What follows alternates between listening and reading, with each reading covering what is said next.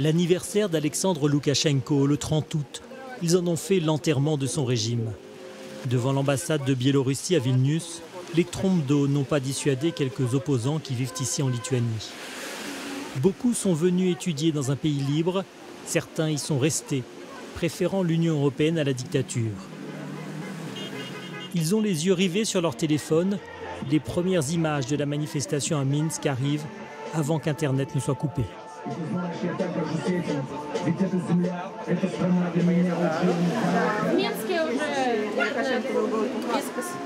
Certains risquent la prison s'ils retournent au pays, comme Kirill, exilé en Lituanie depuis 2007 pour avoir participé à un mouvement de jeunesse interdit. Ситуация развивается настолько стремительно, что мы не можем точно сказать, когда это произойдет. Может, на следующей неделе, может быть, через год. Да? There is such a risk that like the protest will, with time it will just decrease. However, I would say that there is like an opportunity of another scenario that vice versa, people will be even more and more irritated because Lukashenko will stay in power. Right now, I just received a call from my sister, and she called me on the phone, not via messengers, because there is no internet connection. She is close to Nemiga shopping center in Minsk. For now, like where she is, it looks peaceful, but you never know.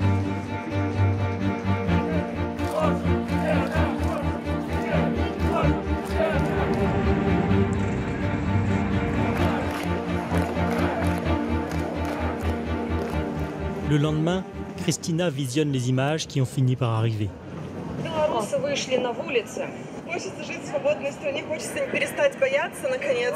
Страшно не выходить уже скорее. The fact that journalists are not allowed to enter Belarus or they are taking away their accreditations, it's kind of last tool that government is trying to use, but it's already too late because every person in the street is a journalist. Everyone has their phones, everyone is filming, and everyone is posting online. Of course, they shut down the internet, but people post it later on. Of course, it's an outdated technique because you could have done it 20 years ago when there was, like one good camera for the entire city, but now it's just ridiculous. It's really stressful, and it's really difficult to keep myself here and not go to Belarus, but I also understand that probably I am of better use right now being in Vilnius, not in Belarus. Se battre depuis la Lituanie, collecter des fonds pour aider les opposants biélorusses licenciés et mobiliser l'opinion internationale, la candidate à la présidentielle du 9 août, Svetlana Tikhanovskaya, a dû s'y résoudre. Elle vit en exil à Vilnius avec ses enfants alors que son mari croupit toujours en prison en Biélorussie. Я уверена, что протестное движение не пойдет на спад. Оно может трансформироваться в какие-то другие формы, но на спад оно точно не пойдет. Что меня сейчас волнует, это безопасность наших белорусов, потому что я вижу опять эти точечные репрессии. Людей подвергают и административным арестам, и заводят уголовные дела. И, конечно, тот факт, что со стороны государства могут иметь место провокации, которые развяжут руки правительству. Вот сейчас этот вопрос вообще очень актуален.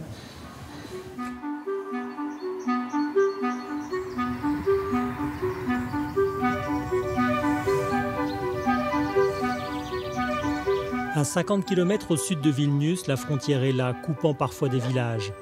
Du temps de l'URSS, la ligne de partage était très théorique et pendant des années, les gens ont tissé des liens familiaux de chaque côté. Aujourd'hui, même s'il est plus difficile d'aller en Biélorussie, on y suit de très près les événements. Наверное, 200, да, не больше, потому что столбы его граница сразу идет, да. Ну так вот, пускай освобождаются.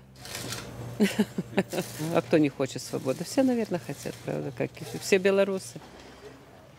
Youssef restaure une maison de l'époque de l'Empire du Tsar. Quand on lui demande ce qu'il pense des événements, il reste prudent, sa femme est biélorusse. Знаете, какая ситуация? Больше политическая. Ну, народ, конечно, хочет... Часть народа хочет в одном режиме жить, другая часть народа хочет в старом режиме. Как его решат, мы не знаем. Они сами, пускай. Il connaît par cœur tout le secteur et notamment les coins où les gardes-frontières ne viennent pas trop. Car depuis l'entrée de la Lituanie dans l'UE et dans la zone Schengen, la frontière a été renforcée et cela le gêne beaucoup.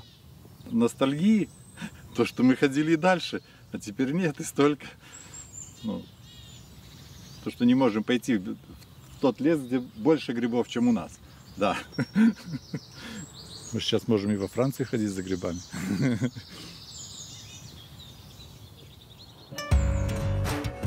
De l'époque de l'URSS, les Lituaniens ont gardé cette tradition de la rentrée des classes toujours le 1er septembre. Les enfants sont bien habillés, ils apportent des fleurs à leurs professeurs. Mais sinon, depuis l'indépendance en 1990, la Lituanie a tout fait pour effacer la période soviétique. Et pour l'universitaire Andrzej Puksto, le soutien à l'opposition à Loukachenko s'inscrit dans cette même logique. Our feelings and our understanding for all these processes which are going in Ukraine and now it's more close to in Belarus. It's really our understandable and we are feeling as sisters and brothers. We are feeling that we need to help because it's also our future. It's our future. We would like to have this zone of democracy, of civil society, strongly bigger than we have still now. Une histoire commune qui remonte même au Moyen-Âge et qui fait qu'aujourd'hui on affiche un peu partout sa solidarité avec les partisans du drapeau blanc et rouge en Biélorussie, les opposants à Alexandre Loukachenko. Il l'avait déjà fait à l'époque des manifestations en Ukraine. Mais pour la diplomatie lituanienne, c'est aussi une façon de rappeler au monde que le vrai danger, ce n'est pas le dictateur de Minsk, mais son grand frère russe, Vladimir Poutine. When you do not draw the line for Putin, when you leave it just like a gray zone, he's just taking those territories.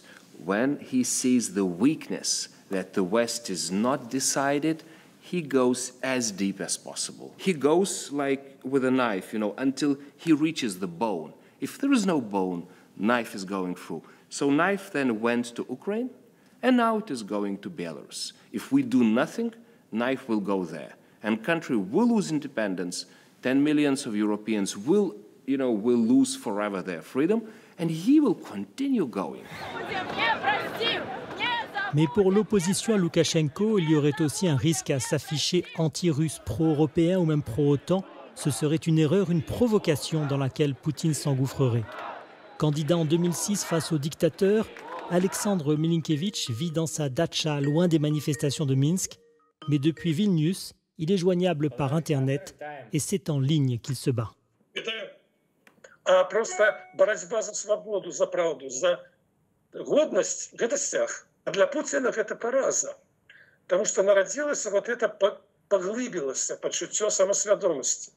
И вот пытаются, а Путин може увести войски? А сегодня он не может увести войска. Поки что нема антиросійських лозунгів, правда, і проєвропейських нема. То все ж таки мова йде про революцию годности. И это здорово. C'est vrai qu'il y a beaucoup de dignité dans ces images qui nous parviennent de Minsk.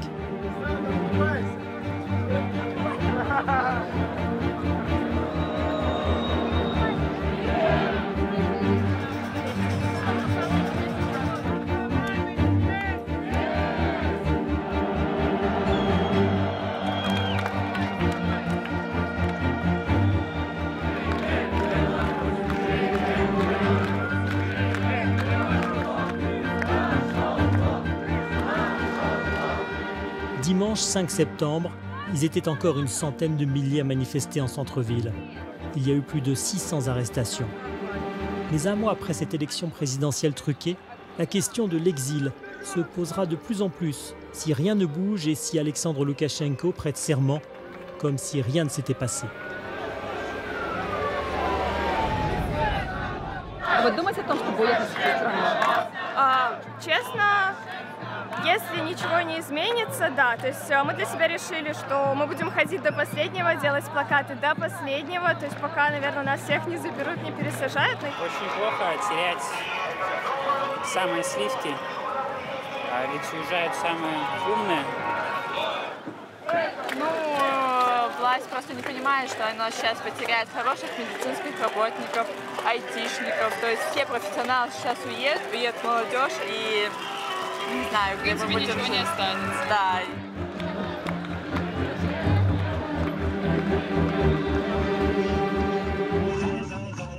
De l'autre côté de la frontière, en Lituanie, on capte la radio d'État biélorusse.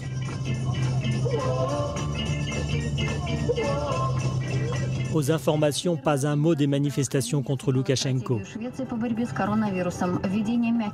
On égrène des mauvaises nouvelles de l'étranger pour faire croire au petit peuple que le président les protège. Le château de Norvélishkesh est lui aussi juste à la frontière. Le cimetière témoigne de l'histoire de cette région, ballottée entre des systèmes politiques antinomiques. Mais même ici, côté lituanien, Alexandre Loukachenko conserve des partisans. Все нормализуется. Батька будет у власти, больше никто. Батьки не будет, порядку не будет. Зачем? Порядок и все. Чистота, порядок. Что Минск, город какой? Что, плохо в Беларуси живется? Чего? Работать надо. А что у нас на Литве есть? Все разобрали, все разгромили, все. И добро, и ничего работать свободно. Езжай за границу. И Беларусь, то край богатый. Какая там революция? Чего? Чего им мало? Чего им зажрались, как Лукашенко кажет? Зажрались. И молодец, ой, я только за Лукашенко. Et pendant que les campagnes se laissent bercer par la propagande, en cette fin d'été, l'espoir renaît chez les exilés, comme Kirill, rencontré lors de la manifestation devant l'ambassade de Biélorussie à Vilnius. À 37 km de la capitale, ce petit poste frontière est fermé à cause du Covid, mais il espère revenir bientôt dans son pays pour assister à la chute du régime. Я не был в своей стране уже около 13 лет. Для меня это, конечно, грустно, но с другой стороны, я сейчас смотрю тоже туда и вижу определенную надежду на то, что в ближайшее время я все-таки смогу оказаться там.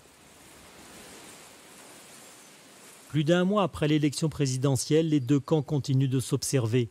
Les uns manifestent en paix, les autres arrêtent, enferment, torturent. Coincés entre l'Union européenne et la Russie, les Biélorusses ont appris en 26 ans de régime Loukachenko la patience et la prudence.